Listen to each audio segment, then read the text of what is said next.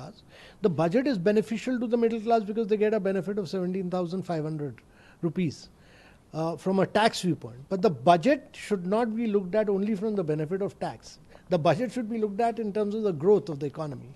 If the India grows, the middle class grows. If India grows, the middle class benefits. So this budget will make India grow and the middle class will benefit. Like say job creation has a key focus area in this budget, like the internship thing where the certain amount will be paid. No, there are many schemes of employment. There's a scheme for those getting employed for the first time where the government will pay money up to 15,000 in 3 installments. There's a scheme where the EPFO contribution will be for both employer and employee will get benefited. That's for the manufacturing sector. And thirdly, for those getting jobs, where jobs are being created, the employer will get benefit of 3,000 rupees for a period of 2 years. So these are very forward-looking measures in terms of employment-linked incentive for, across the board.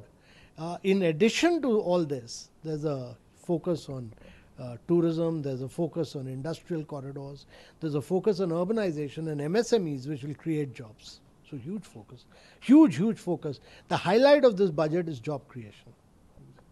ये budget खास है. देखिए budget खास है क्योंकि ये प्रगति का budget है, पर इसके साथ साथ एम्प्लॉयमेंट क्रिएशन पर बड़ा फोकस है और जॉब क्रिएशन जो बहुत बड़ा लक्ष्य है इस गवर्नमेंट का, उसने कई स्कीमें इस बजट में आई हैं जिसमें एम्प्लॉयर एम्प्लॉय को बेनिफिट, पहली बार जिनको नौकरी मिलती है या जो नए लोगों को मिलती है उनको एम्प्लॉयर को 3,000 रुपये 2 साल तक के लिए मिलेंगे.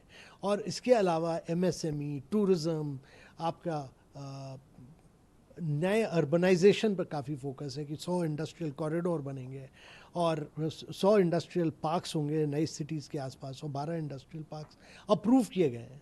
तो इन सबको मिलाकर अगर देखते हैं तो नई जॉब्स जो निकलेंगी वो अच्छी जॉब्स होनी चाहिए. वो केवल कृषि क्षेत्र में नहीं बल्कि अर्बनाइजेशन के क्षेत्र में होनी चाहिए, वो मैन्युफैक्चरिंग क्षेत्र में होनी चाहिए.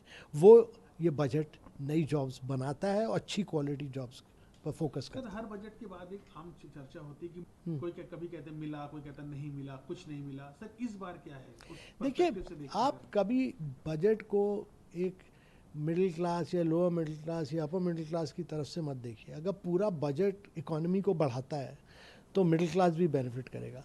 वैसे इस बजट से मिडिल क्लास को जो टैक्स का बेनिफिट है वो नए स्लैब से करीब 17,500 रुपए का है.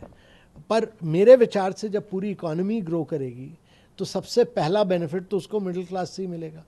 स्टार्टअप्स को बेनिफिट मिल रहा है, स्पेस इकोनॉमी को बेनिफिट मिल रहा है, पूरी इकोनॉमी को बेनिफिट मिल रहा है. करीब 11 लाख करोड़ इंफ्रास्ट्रक्चर में लगाए जाएंगे. उसका फ़ायदा किसको मिलेगा? सारा मिडिल क्लास को ही तो मिलेगा. तो मेरे विचार से ये बजट ऐसा बजट है जो ग्रोथ का हो, इंफ्रास्ट्रक्चर का हो, प्रोग्रेस का हो, इनोवेशन का बजट है, रिसर्च का बजट है. ये भारत को आगे ले जाता है. Middle class. The budget is beneficial to the middle class because they get a benefit of 17,500 rupees from a tax viewpoint. But the budget should not be looked at only from the benefit of tax. The budget should be looked at in terms of the growth of the economy. If the India grows, the middle class grows. If India grows, the middle class benefits. So this budget will make India grow and the middle class will benefit. Like say job creation has a key focus area in this budget, like the internship thing where the certain amount will be paid. No, there are many schemes of employment. There's a scheme for those getting employed for the first time where the government will pay money up to 15,000 in 3 installments. There's a scheme where the EPFO contribution will be for both employer and employee will get benefited. That's for the manufacturing sector. And thirdly, for those getting jobs, where jobs are being created, the employer will get benefit of 3,000 rupees for a period of 2 years. So these are very forward-looking measures in terms of employment-linked incentive for, across the board. In addition to all this, there's a focus on tourism, there's a focus on industrial corridors, there's a focus on urbanization and MSMEs which will create jobs. So huge focus, huge focus. The highlight of this budget is job creation. ये budget खास है. देखिए budget खास है क्योंकि ये प्रगति का budget है, पर इसके साथ साथ एम्प्लॉयमेंट क्रिएशन पर बड़ा फोकस है और जॉब क्रिएशन जो बहुत बड़ा लक्ष्य है इस गवर्नमेंट का, उसने कई स्कीमें इस बजट में आई हैं जिसमें एम्प्लॉयर एम्प्लॉय को बेनिफिट, पहली बार जिनको नौकरी मिलती है या जो नए लोगों को मिलती है उनको एम्प्लॉयर को 3,000 रुपये 2 साल तक के लिए मिलेंगे। और इसके अलावा एमएसएमई, टूरिज़्म, आपका नए अर्बनाइजेशन पर काफ़ी फोकस है कि 100 इंडस्ट्रियल कॉरिडोर बनेंगे और 100 इंडस्ट्रियल पार्क्स होंगे नई सिटीज़ के आसपास, और 12 इंडस्ट्रियल पार्क्स अप्रूव किए गए हैं। तो इन सबको मिलाकर अगर देखते हैं तो नई जॉब्स जो निकलेंगी वो अच्छी जॉब्स होनी चाहिए, वो केवल कृषि क्षेत्र में नहीं बल्कि अर्बनाइजेशन के क्षेत्र में होनी चाहिए, वो मैन्युफैक्चरिंग क्षेत्र में होनी चाहिए। वो ये बजट नई जॉब्स बनाता है और अच्छी क्वालिटी जॉब्स पर फोकस करता है। हर बजट के बाद एक आम चर्चा होती है कि कोई कभी कहते हैं मिला, कोई कहता नहीं मिला, कुछ नहीं मिला। सर इस बार क्या है? देखिए, आप कभी बजट को एक मिडिल क्लास या लोअर मिडिल क्लास या अपर मिडिल क्लास की तरफ से मत देखिए। अगर पूरा बजट इकोनॉमी को बढ़ाता है तो मिडिल क्लास भी बेनिफिट करेगा। वैसे इस बजट से मिडिल क्लास को जो टैक्स का बेनिफिट है वो नए स्लैब से करीब 17,500 रुपए का है। पर मेरे विचार से जब पूरी इकोनॉमी ग्रो करेगी तो सबसे पहला बेनिफिट तो उसको मिडिल क्लास से ही मिलेगा। स्टार्टअप्स को बेनिफिट मिल रहा है, स्पेस इकोनॉमी को बेनिफिट मिल रहा है, पूरी इकोनॉमी को बेनिफिट मिल रहा है। करीब 11 लाख करोड़ इंफ्रास्ट्रक्चर में लगाए जाएंगे, उसका फ़ायदा किसको मिलेगा? सारा मिडिल क्लास को ही तो मिलेगा। तो मेरे विचार से ये बजट ऐसा बजट है जो ग्रोथ का हो, इंफ्रास्ट्रक्चर का हो, प्रोग्रेस का हो, इनोवेशन का बजट है, रिसर्च का बजट है। ये भारत को आगे ले जाता है। Middle class, the budget is beneficial to the middle class because they get a benefit of 17,500 rupees from a tax viewpoint. But the budget should not be looked at only from the benefit of tax. The budget should be looked at in terms of the growth of the economy. If the India grows, the middle class grows. If India grows, the middle class benefits. So this budget will make India grow and the middle class will benefit. Like say job creation है key focus area in this budget, like the internship thing where the certain amount will be paid. No, there are many schemes of employment. There's a scheme for those getting employed for the first time where the government will pay money up to 15,000 in 3 installments. There's a scheme where the EPFO contribution will be for both employer and employee will get benefited. That's for the manufacturing sector.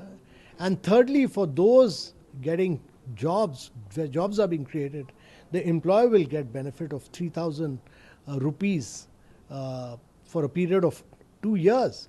So these are very forward-looking measures in terms of employment-linked incentive for, across the board. In addition to all this, there's a focus on tourism, there's a focus on industrial corridors, there's a focus on urbanization and MSMEs which will create jobs. So huge focus, huge focus. The highlight of this budget is job creation. ये budget खास है। देखिए, budget खास है क्योंकि ये प्रगति का budget है, पर इसके साथ साथ एम्प्लॉयमेंट क्रिएशन पर बड़ा फोकस है।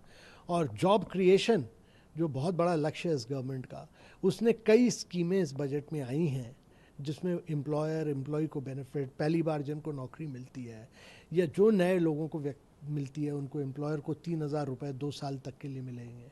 और इसके अलावा एमएसएमई, टूरिज़्म, आपका नए अर्बनाइजेशन पर काफ़ी फोकस है कि 100 इंडस्ट्रियल कॉरिडोर बनेंगे और 100 इंडस्ट्रियल पार्क्स होंगे नई सिटीज़ के आसपास, और 12 इंडस्ट्रियल पार्क्स अप्रूव किए गए हैं। तो इन सबको मिलाकर अगर देखते हैं तो नई जॉब्स जो निकलेंगी वो अच्छी जॉब्स होनी चाहिए, वो केवल कृषि क्षेत्र में नहीं बल्कि अर्बनाइजेशन के क्षेत्र में होनी चाहिए, वो मैन्युफैक्चरिंग क्षेत्र में होनी चाहिए। वो ये बजट नई जॉब्स बनाता है और अच्छी क्वालिटी जॉब्स पर फोकस करता है। हर बजट के बाद एक आम चर्चा होती है कि कोई कभी कहते हैं मिला, कोई कहता नहीं मिला, कुछ नहीं मिला। सर इस बार क्या है? देखिए, आप कभी बजट को एक मिडिल क्लास या लोअर मिडिल क्लास या अपर मिडिल क्लास की तरफ से मत देखिए। अगर पूरा बजट इकोनॉमी को बढ़ाता है तो मिडिल क्लास भी बेनिफिट करेगा। वैसे इस बजट से मिडिल क्लास को जो टैक्स का बेनिफिट है वो नए स्लैब से करीब 17,500 रुपए का है। पर मेरे विचार से जब पूरी इकोनॉमी ग्रो करेगी तो सबसे पहला बेनिफिट तो उसको मिडिल क्लास से ही मिलेगा। स्टार्टअप्स को बेनिफिट मिल रहा है, स्पेस इकोनॉमी को बेनिफिट मिल रहा है, पूरी इकोनॉमी को बेनिफिट मिल रहा है। करीब 11 लाख करोड़ इंफ्रास्ट्रक्चर में लगाए जाएंगे, उसका फ़ायदा किसको मिलेगा? सारा मिडिल क्लास को ही तो मिलेगा। तो मेरे विचार से ये बजट ऐसा बजट है जो ग्रोथ का हो, इंफ्रास्ट्रक्चर का हो, प्रोग्रेस का हो, इनोवेशन का बजट है, रिसर्च का बजट है, ये भारत को आगे ले जाता है।